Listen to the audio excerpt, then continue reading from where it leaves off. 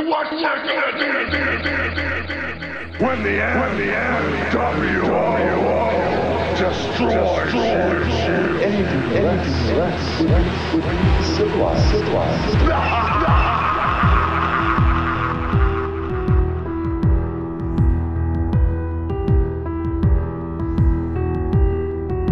What is up, everybody? Fellow wisdom seekers, fellow truth seekers, haters, shills, bots, controlled opposition, and welcome to the brave new world order, straight out the dungeons of podcasting. I am Brandon St. One.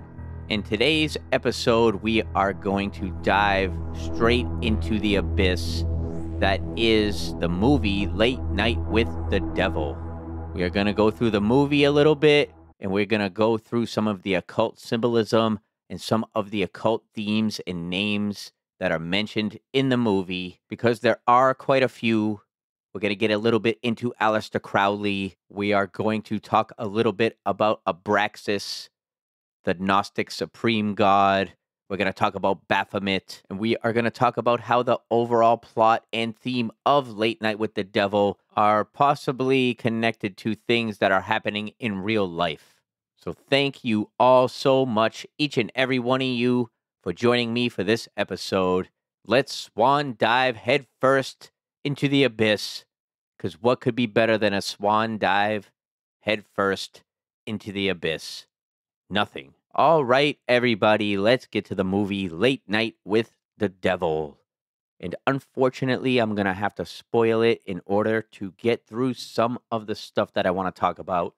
So if you haven't seen it yet, consider this your spoiler alert. You can pause it, go watch the movie, come back, or you can just come along with me on this journey and have a little fun. We're going to go through the movie. I'm not going to talk about every little detail, but we'll go through the major parts of it, because there are a lot of occult themes and a lot of different stuff that I want to talk about that I noticed, and then I dove deep into some of the things that are mentioned. So we're going to go on that journey. Let's go. First thing about this movie, it premiered on March 22nd of this year, 2024. 322. 322 is a very important occult number, specifically the Skull and Bones Not-So-Secret Society, from which many famous politicians like George W. Bush, his father, George Bush Sr., John Kerry, so forth and so on. And I've seen a bunch of explanations of why this number 322 is significant to the Skull and Bones Society. Some say it stands for March 22nd, which is the approximate date of the spring vernal equinox and symbolizes the resurrection of the sun god. It also is the beginning of the astrological calendar, aka the zodiac, and symbolizes the sun crossing into Aries. Some believe that the Skull and Bones chose the number 322 from biblical texts such as Genesis chapter 3, verse 22. It reads, "And the Lord God said, the man has now become like one of us, knowing good and evil. He must not be allowed to reach out his hand and take also from the tree of life and eat and live forever." Another possible biblical verse that the Skull and Bones may have used is Colossians chapter 3, verse 22. That reads, "Slaves, obey your earthly masters in everything, and do it, not only when their eye is on you and to curry their favor, but with sincerity of heart and reverence for the Lord." So both of those biblical texts could explain why the Skull and Bones like the number 322, and maybe why they chose to release Late Night with the Devil on March 22nd. Or maybe it was just a coincidence.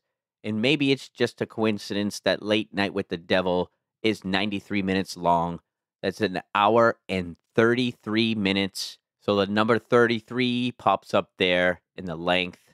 No number holds more occult significance, it seems, than the number 33. full books and episodes and documentaries could be done about the number 33 and its significance to the people who practice the occult. Some believe it's because Jesus was possibly 33 years old when he was crucified. The highest degree in Scottish Rite Freemasonry is 33. Also, the 33rd parallel. People believe significant events happen, such as the JFK assassination, and it's done on purpose. So before we even get into anything about the plot of Late Night with the Devil, you could see there's some occult symbolism and themes already forming. You have the 322, March 22nd, for the date that the movie premiered, and you have the length of it has a 33, an hour and 33 minutes. And then check this out. It premiered on a Friday, the opening weekend, Sunday, which is a holy day for Christians, the Sabbath day, right? It made $666,666. So that's an interesting little thing to have happen on an opening weekend for a movie with this type of plot about possession. And it has a lot of occult stuff that we're going to go into. So let's get into it. The movie plays out never-before-seen footage from a 1970s late-night show called Night Owls. It's hosted by Jack Delroy, who is played by David Dastmalchian.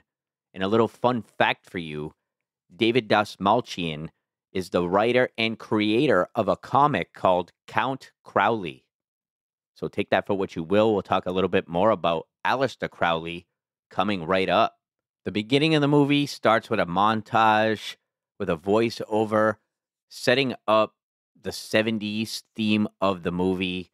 It shows what the United States was like at the time, describing it as a time of unrest and mistrust, fear and violence. It shows news clips about an energy crisis, of the Manson murders. It shows the Manson family, Charlie Manson.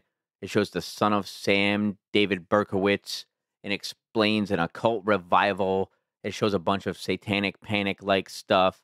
And the voiceover describes how TV captured all of this and shot it right into the homes of people's living rooms. And then it goes on to show the premiere of this show, Night Owls. The show does really well. People love it. It quickly climbs the ratings. Jack Delroy signs a 5-year deal with the broadcasting company.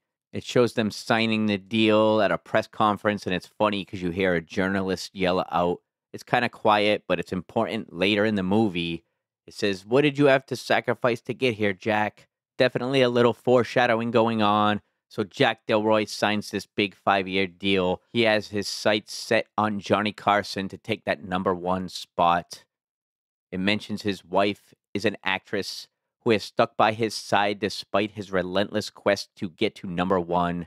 It says they are one of Hollywood's power couples, but she isn't his only support. He is also a member of an elite secret society known as the Grove. So this is obviously Bohemian Grove that we know about in real life, where the Hollywood and political maniacs go to perform rituals, and they do it in front of a giant owl.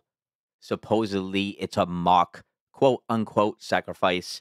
So the show being named Night Owls is very interesting. And the voiceover says that they meet out in the redwoods of California, and they are a group of elite politicians, entertainers, leaders of industry.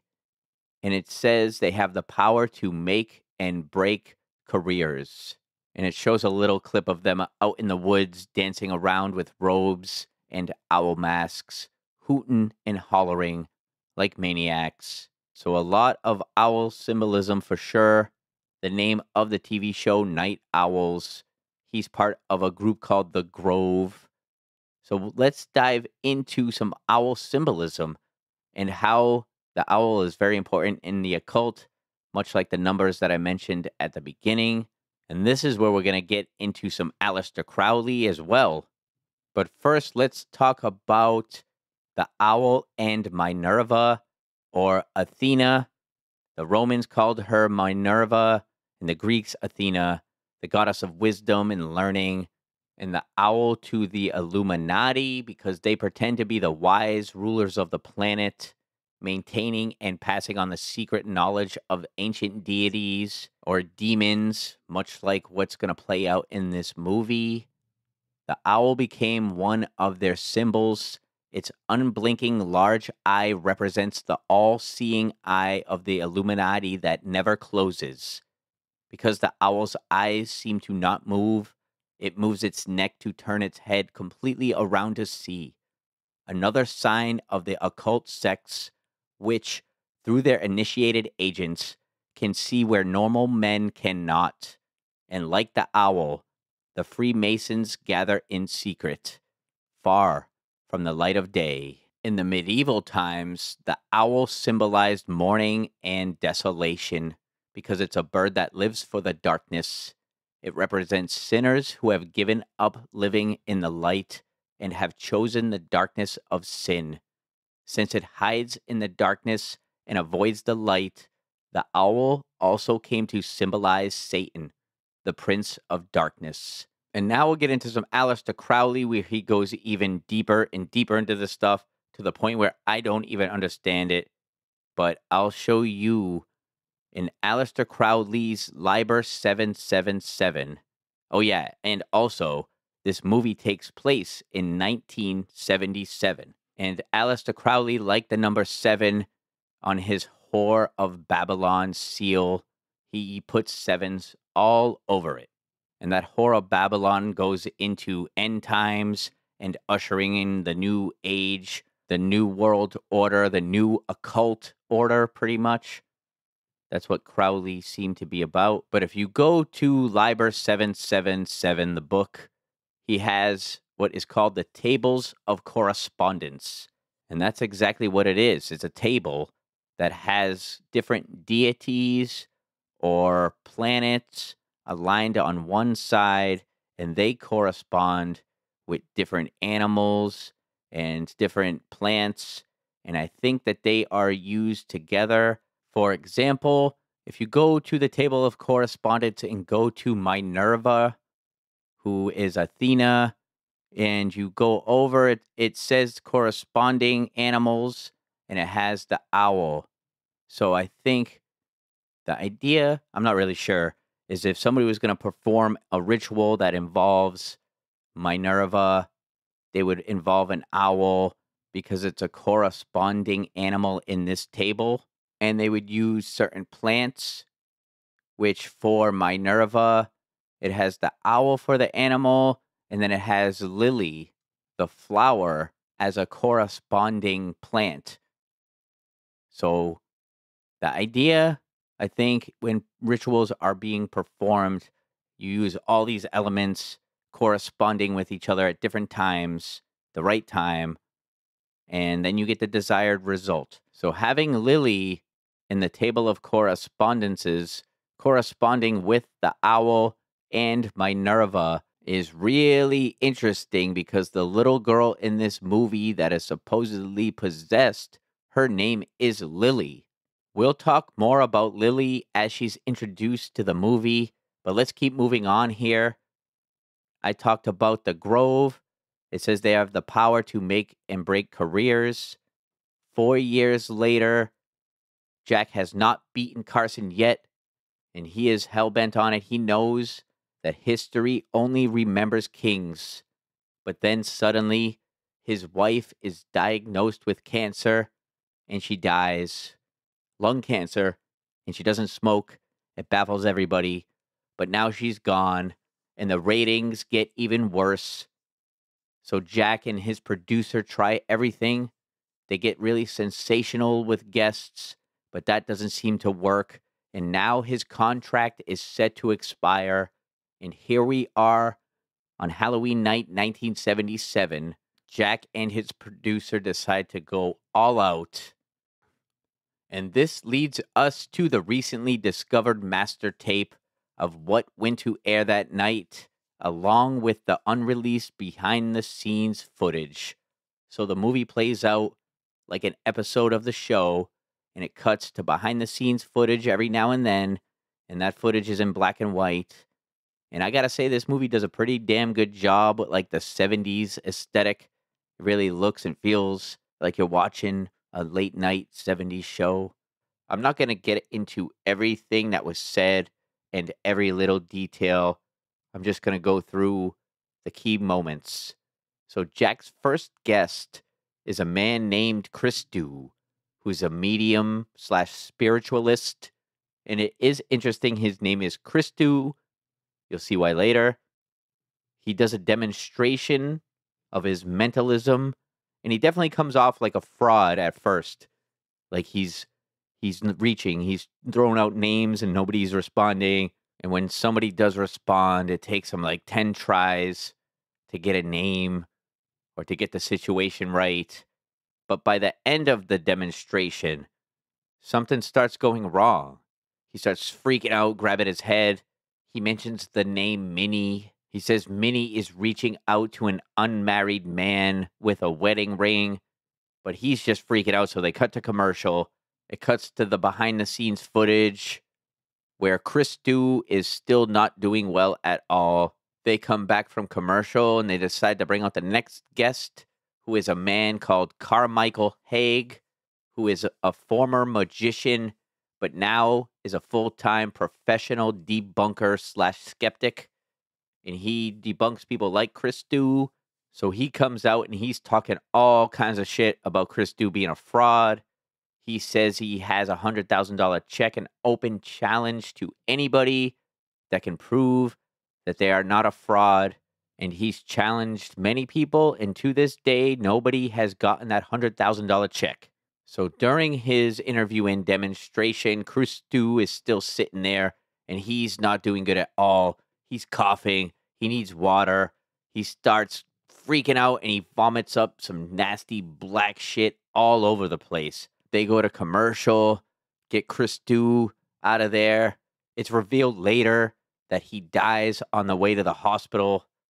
So it's very fitting that this movie, Late Night with the Devil, the first victim, Christou, very similar to Christ. So this is where the movie gets pretty good.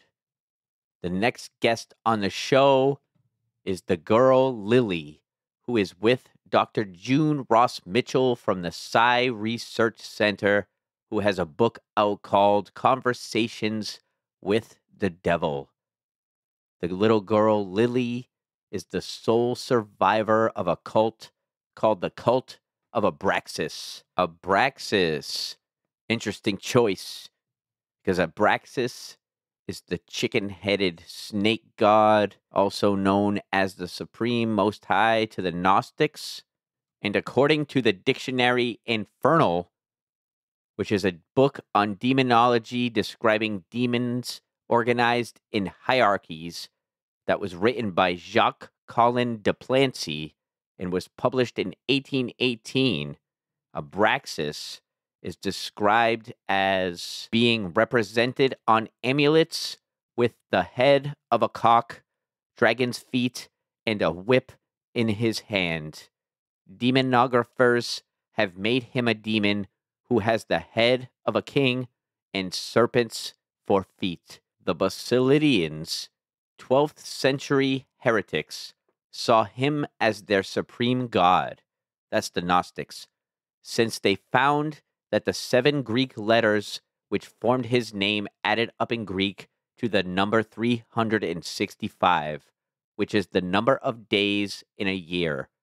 They placed under his command several orders of genies who presided over 365 heavens, to whom they attributed 365 virtues, one for each day. The Basilidians further claimed that Jesus Christ was nothing more than a benevolent phantom sent to earth by Abraxas. That is straight out of the dictionary Infernal. And that kind of goes into what I have talked about in the past with Jesus and other beings such as Thoth and Enoch, Hermes Trismegistus, Apollonius of Tyana. All these beings, these ascended masters, having been sent here to teach us what this world really is. So I think it's interesting that they chose Abraxas as the name of the cult and supposedly as the name of the demon that's possessed a little girl, or it's one of the minor demons that Abraxas is in control of. So maybe it's a little misdirection to make Abraxas look like an evil demon god, even though, according to the Gnostics, it's not really evil or good. Everything came from Abraxas. Evil, good, everything. Another thing about Abraxas is the term abracadabra comes from Abraxas. With this word enchantment, which is very famous, a magic figure was made, especially in Persia and Syria, to which was attributed the gift of charming various diseases and particularly curing fever. So they would wear an amulet around their neck with abracadabra written in a triangle. The funny thing is that Aleister Crowley changed abracadabra to abrahadabra with an H in the middle there. And I think he did it for gematria purposes or some shit, who knows? Probably some self-fulfilling prophecy of his. So that's interesting that they chose Abraxas for the name of the cult in this movie. And the cult is involved in all types of nasty stuff. Supposedly, they're involved in child sacrifice. So the feds got involved and they came after them. But when they did, the cult decided they didn't want to be taken alive.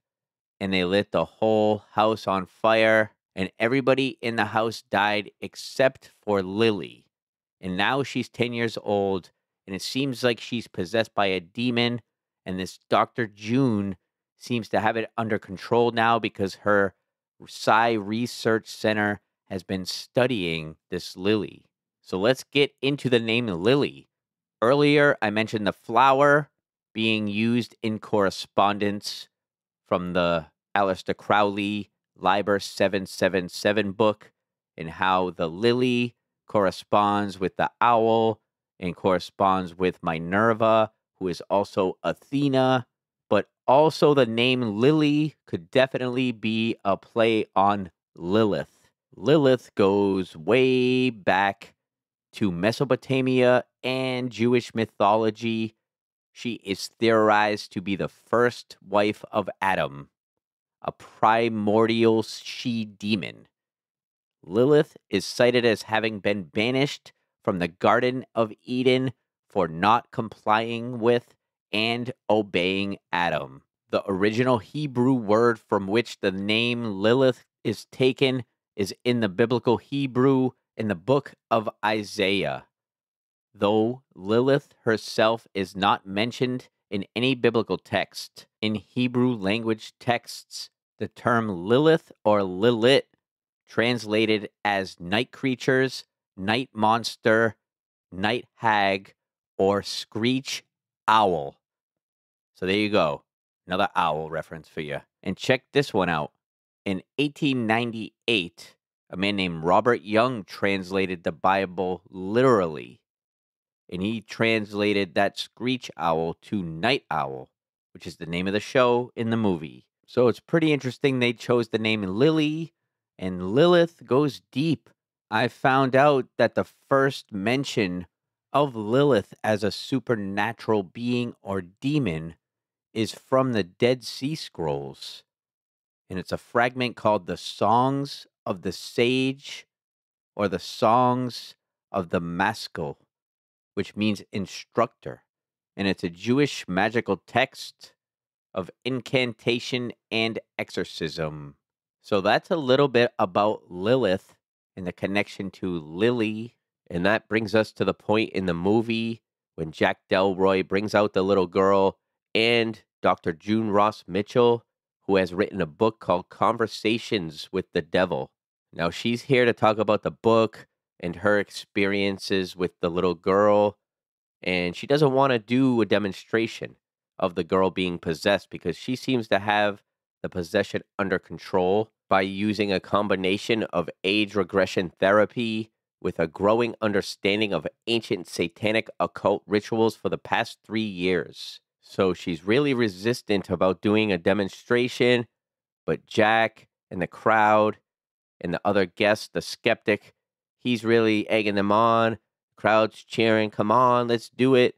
So she finally agrees, and she says she has to have the cooperation and consent of everybody in the studio, which is very interesting because I've talked about many a time how consent is very important to the people that use the occult, especially when I talk about the elites and how they very well may be using occult rituals on a mass scale. I've talked about revelation of the method or predictive programming and how these people might be following some kind of cosmic law that we don't know about, where they have to put out the information and let us know. And that's them telling us. And if we don't do anything about it, we are consenting to it. It's probably where some of the vampire mythology came from too, where you have to let them in. They can't just come into your home, but if you let them in, you consent to whatever happens to you. And it's similar to demon possession and people who mess around with summoning and invoking demons or fucking around with Ouija boards. There's a level of consent there.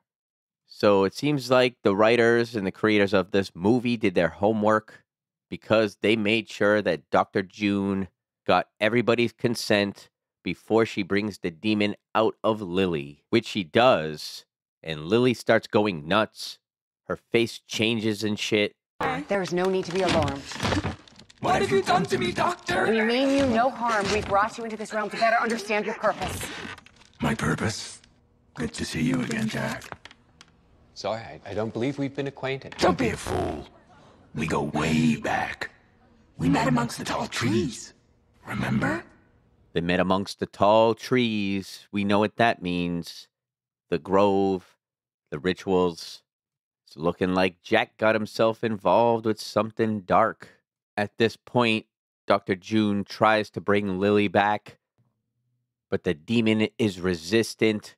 It starts popping off, telling Dr. June to watch out about getting involved with Jack Delroy.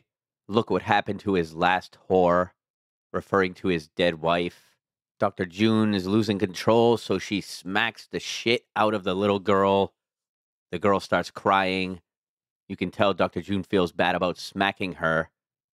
The girl's crying, "Why did you do this to me?" And then the demon's back, of course. Dr. June busts out a pendant that she's wearing around her neck and starts chanting, Vade retro Satana, sut maliki libes. Vade retro Satana, sut maliki libes. You are cursed by Anim and Antum, Lamum and Durum, the underworld and those who lie in it, that you shall not seize her, and you shall not return. It's a pretty intense scene for sure. But what she's chanting there, Vade retro Satana, is "Get thee behind me, Satan." And she says, "Sunt mala que libis." There are evil things that you like. And that is some chanting that exorcists use, straight out of the Vatican and the Catholic Church. And she says you are cursed by, and she names some deities. And these deities that she names are ancient Sumerian Mesopotamian deities. And the first one she says is Anum, who is known also as Anu, who was the supreme god, the personification of the sky, the king of the gods. And he was the father of Enki and Enlil, who are two opposing gods. Some believe that Enlil is the evil god that is also Yahweh and also goes by many other names, and Enki being Enoch, Thoth, Christ, perhaps. So Anu or Anum was the father of both of them, and he might also be Abraxas, just by a different name. And another name that she mentions is Antum or Antu. That was a Mesopotamian goddess regarded as the feminine counterpart and spouse of the sky god Anu. She was sometimes identified with the earth rather than the sky. The next one she mentions is Lamum, or Lamu, which is a class of apotropaic creatures from Mesopotamian mythology. And apotropaic means intended to ward off evil. So apotropaic magic is also known as protective magic. But Lamum, or Lamu, is also known as a cosmological being in the gods lists and appears among the ancestors of Anu in the Enuma Elish, which is an Assyrian creation story. Lamu became Damkina, who is also known as the wife of Enki. And the last one that she mentions is Durum, and I can't find anything about that one. I don't know if it was just made up. I did extensive search, couldn't find anything about a god or a demon named Durum. So Dr. June chants all that shit, finally calms Lily down. They go to commercial break. The skeptic, Carmichael, is going nuts. He's saying that she put everybody under a hypnosis. Everybody believed what they saw was legit, but he insists on demonstrating how they could have hypnotized everybody into thinking they saw a demon possession. So much like Dr. June needing everybody's consent, the skeptic Carmichael Haig also asks for the audience and everybody in the studio's consent. He takes Jack Delroy's sidekick, Gus, and uses him as his volunteer. And this scene is batshit crazy. I'm not going to tell you all the details, but shit goes crazy. Everybody's fucking flipping out for a second. And then the skeptic snaps his fingers, and none of that shit was actually happening. The sidekick is bewildered. He doesn't know what the hell's going on. Everybody in the audience, the crew, Jack Delroy, they all swear they saw that happen. So now the skeptic is feeling pretty good about himself, and they all decide the only way to get to the bottom of this is to rewind the footage and see what actually happened. So they do, and they see that everybody was under a hypnosis. Everybody's shocked. Everybody's looking at Dr. June and the little girl, thinking that they were pulling some shit on them too. But Lily has an idea. She says that they could also rewind the footage of the possession and see what happened then. Good idea, everybody says. Let's take a look. And then this is when shit really pops off. This is the final climax of the movie. So they're all taking a look at this footage. And sure enough, she's really possessed. But something else. Jack notices a figure standing behind him while Lily is possessed. So they rewind it a little, ever so slowly, and sure enough, it's a ghostly figure with her hand on his shoulder, and it's his wife, bald from the cancer treatment, ghostly figure of her. The skeptic starts accusing Jack of setting up the whole thing, that he altered the footage, but Jack, it looks puzzled. He looks worried. He's staring off into space. He's not really listening to anything that the skeptic is saying. The skeptic is screaming at Dr. June. She's screaming back. The little girl's crying. Dr. June's trying to console her. Tension is building up. Then there's electricity starts crackling. Something's about to pop off with the little girl. Her head's down, and then it does. She stands straight up, shooting lightning bolts out of her hands. And the positioning of her arms when she stands up, her left arm is pointing up with lightning bolts shooting out of it, and the right arm is pointing down with lightning bolts shooting out of that too. And that's very much like the Baphomet.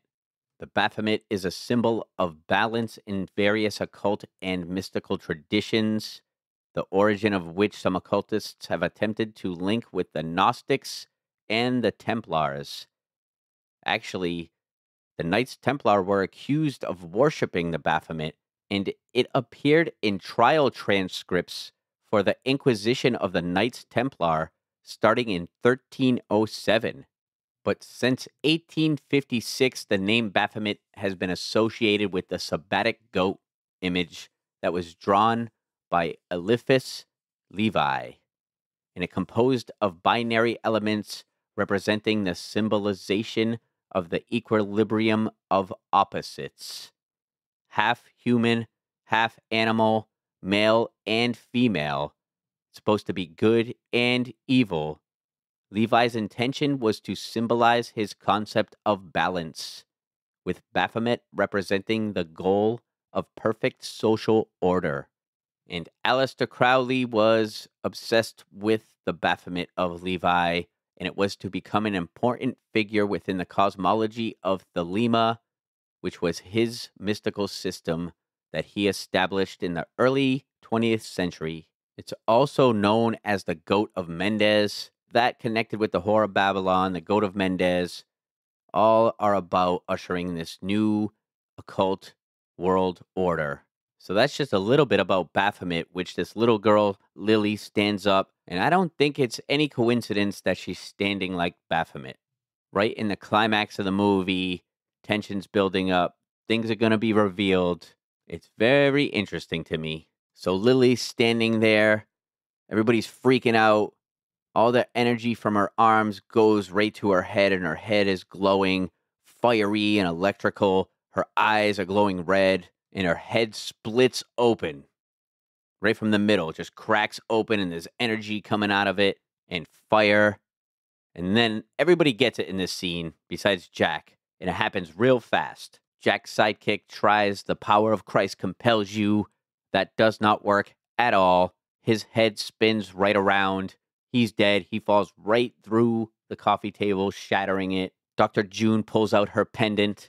It becomes a fiery noose, wraps around her neck, and lifts her straight up. She's hovering in the air, gasping, and it's just straight chaos right now. The crowd is freaking out, running all over the place, trying to get out of there. The crew, it's just utter madness.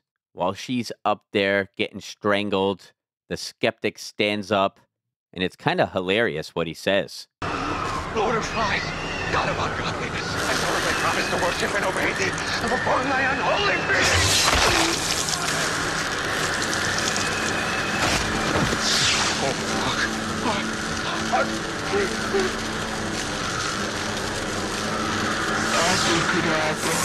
He pledges his allegiance to the god of ungodliness, the Lord of the Flies. It's pretty hilarious. But the demon doesn't accept and kills Dr. June. She falls to the ground. The skeptic realizes that he's fucked, which he is, and then he starts melting after she says the words abracadabra. Everybody left on the stage. Jack and the crew run behind. The stage door locks. The camera zooms into the middle of Lily's split open head, and the screen cuts to all static. And real quick, in the static is the face of the devil or a demon right before it cuts to technical difficulties. Screen actually says station difficulties. And this is where I learned that the filmmakers used artificial intelligence to make these images. They said they used artificial intelligence 3 times in the production of the film, and they used them on still images. And I also read that the filmmakers said that the devil only appears 1 time in this movie, and if you blink, you can miss it. So I'm assuming it's the face in the static, which is right before one of these artificial intelligence images. Some people speculate that AI is some kind of demon conjuring. They believe that it's allowing something, possibly interdimensional, or something in that shouldn't be here. So it's very interesting that they did use AI to make this movie, and that the devil only appears once in the movie right before one of these images. Just makes me wonder if this movie is some kind of ritual in itself, like how it plays out as a TV show and we are the audience participating in it. It's definitely something worth thinking about. But after this AI image is shown of technical difficulties, it goes back to Jack, and it's reliving memories of the show Night Owls, different segments with different guests, but this time they're all weird and ominous and kind of grotesque, and he's freaking out. He doesn't know what the hell is going on. He starts screaming at the audience, at the viewer, us watching it, to stop watching, shut it off, don't watch this anymore. He's just absolutely losing it. Switch off your television. Turn off your TV set. Don't watch this. Turn it off! Turn it off! Turn it off! It shows quick flashes of memories, his dying wife. Real quick, the tall trees flash. And then he's back to signing that big 5-year deal with that big shot producer. Welcome to the family, Jack. Jack, congratulations on your ratings win. What did you have to sacrifice to get here tonight? Oh, Jack Delroy's greatest sacrifice is yet to come. The big shot producer hands him a chalice, probably with blood in it, and 2 robed owl masked people lift him out of his seat and escort him to the man from the Abraxas cult, who tells him, "Great show tonight, Jack. You hit number 1. You finally did it." They force him to his knees, make him drink from the chalice in front of a large owl, while a bunch of people with the masks on are standing around, hooting and howling like owls. A door opens, revealing his dying wife lying in a hospital bed. They told you you could have it all, didn't they? Be number 1. Well, you finally made it, darling. But you had to pay a price. So Jack Delroy gets that number 1 spot, but it comes with a price. That price being his wife. It's revealed that she was the sacrifice for him to get to where he wanted to get. Whether he made that deal willingly or not, he may have said, "I'd do anything." And they said, "Anything?" And he said, yes. He consented in the tall trees with the grove. He made a deal. And that's why Lily, when the demon came out, recognized him from way back. Your soul belonged to them. Still does. I never thought that it wasn't supposed to turn out this way. You have to believe me. You're ruined now, Jack. Be careful what you wish for, I guess, right? Be careful who you ask for things, what kind of energies you surround yourself with, because there's always a price in the end.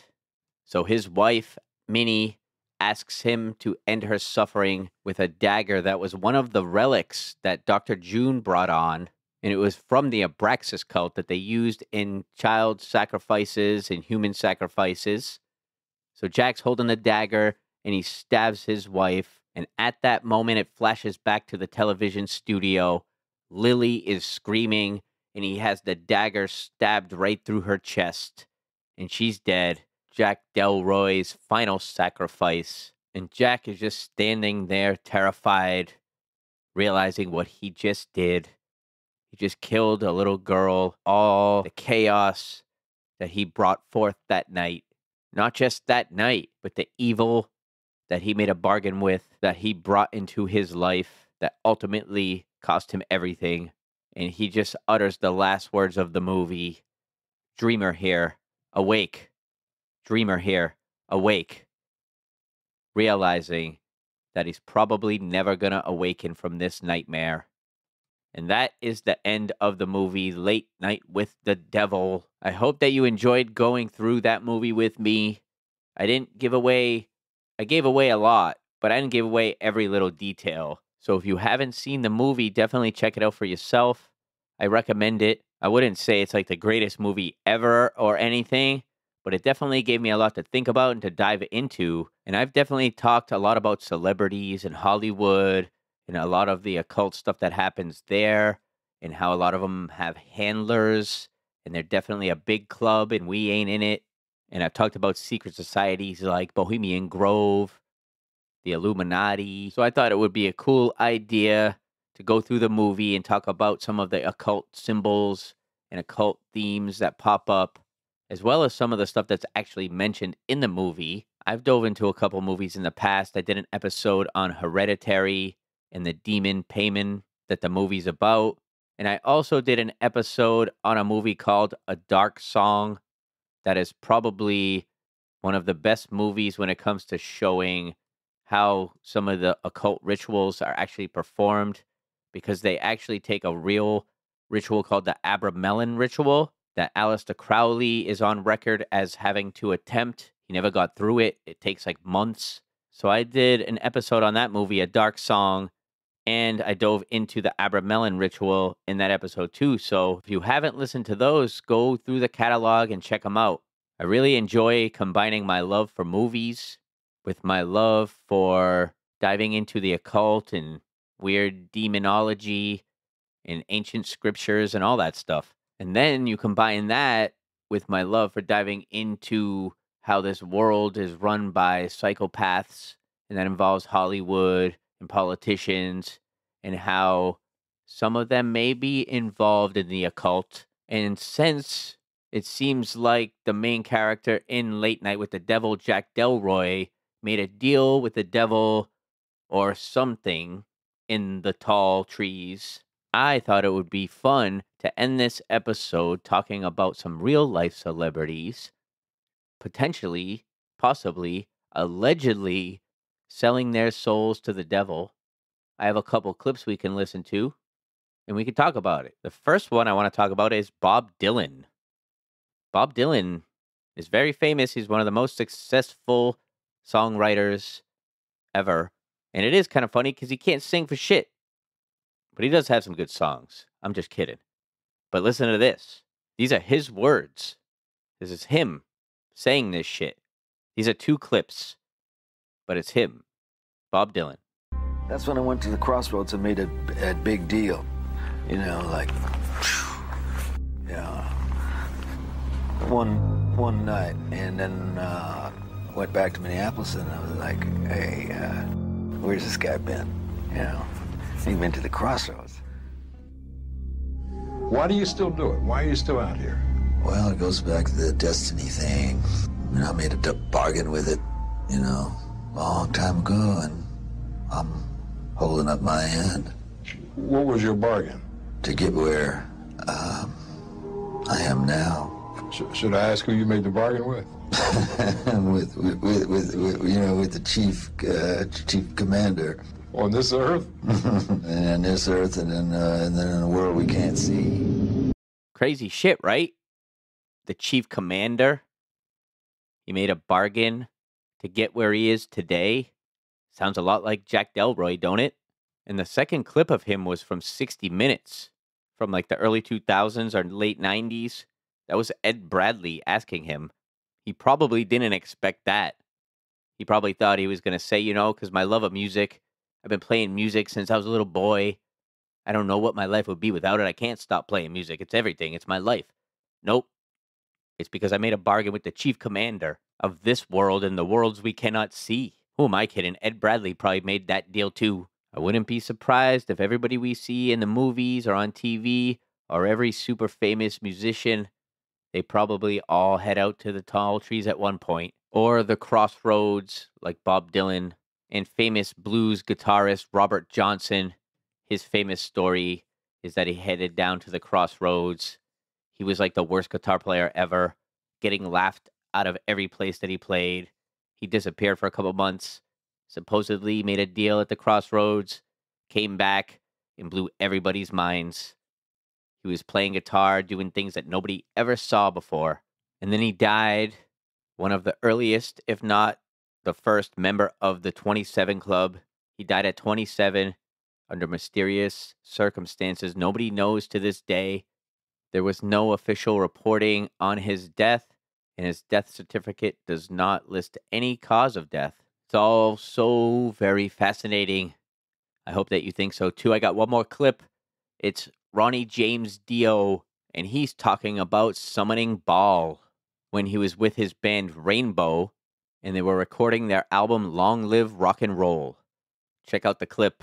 Oh, I think the most memorable thing about that album is all the occult things that we went through, because we went through a severe phase of contacting a spirit that was the most scary thing I think any of us have ever been through. We'd always dabbled before. Certainly Richie did and I did, which was one of our points of conjecture, of connection, I think. And we rose this spirit named Baal. So not to go into the whole thing, Baal was this really evil spirit whose name is on the album, on the Long Rock Roll album. It says thanks to so on, thanks, like no thanks to Baal, who was really chaotic in, you know, stopping this album. I mean, the tape machines would just suddenly stop on their own. Doors that were locked that had only one key to one person whom we trusted would go up there and things would be playing. And, and it just never ended. And it was the whole progression of that. Toward the very end, my manager, Wendy, and my wife, Wendy Dio, got pushed down the stairs and accused me of it. I was walking down the stairs. Cozy was behind me. She was probably 5 or 6 stairs ahead of me. Luckily, I had a box of china, antique china that we had bought there, and suddenly tumbled down the stairs and landed on the box of china, thank God, because it broke a fall. Only broke a couple plates. And she turned around and said, "You bastard." I said, "What? You pushed me." I said, "I didn't push you." "Yes, you did." I said, "Cozy?" "No, he wasn't even anywhere near you." And that was the final one. That was Baal going, "See ya." And, you know, years and years after that, we did a seance of the Dio band, and the first thing that came up was Baal again. "Hi, I'm Baal, Ronnie, I'm back." "No, you're not, I'm done." Yeah. We never did it again. But that was, I think, the highlight of all that was, you know, how mysterious that whole album was to make. So there you have it. That was Ronnie James Dio summoning Baal while they were recording an album and it terrorizing them, pushing his wife down the stairs, and then showing up years later when Dio's doing another ritual, messing around with shit he shouldn't be. Baal says, "Hey, Dio, remember me? We go way back." Sounds a lot like Jack Delroy when the demon says, "Hey, Jack, remember me? We go way back. We met in the tall trees." And this shit's happening in real life, it seems. Bob Dylan, Dio. So it's crazy shit. And I just wanted to dive into a couple examples, real life examples, of some people it seems like may have made some deals similar to what Jack Delroy in the movie Late Night with the Devil. So thank you all so much for joining me on this journey. I hope you enjoyed this episode as much as I enjoyed putting it together for all of you. I really learned a lot. And as with anything, I put my heart and my soul into it. So if you're enjoying the Brave New World Order, you know what to do. Smash that like button. Share this with your friends, your family, coworkers, strangers. Head over to Spotify, answer the Q&A. You can email me, the Brave New World Order podcast at gmail.com. Follow me on X/Twitter at Brave NWO Podcast. Check out the website, thebravenewworldorderpodcast.com. If you want to help out the show financially, you can. There are a couple links on the website in the show notes. Any little bit helps. You can leave a small donation, whatever. It's up to you. I am just so grateful for each and every one of you joining me on this journey. Much more Brave New World Order to come. But in the meantime, I, your host, Brandon St. One, hope that you stay positive, question everything, think for yourselves, and I will see you very soon. Much love, everybody. Peace out.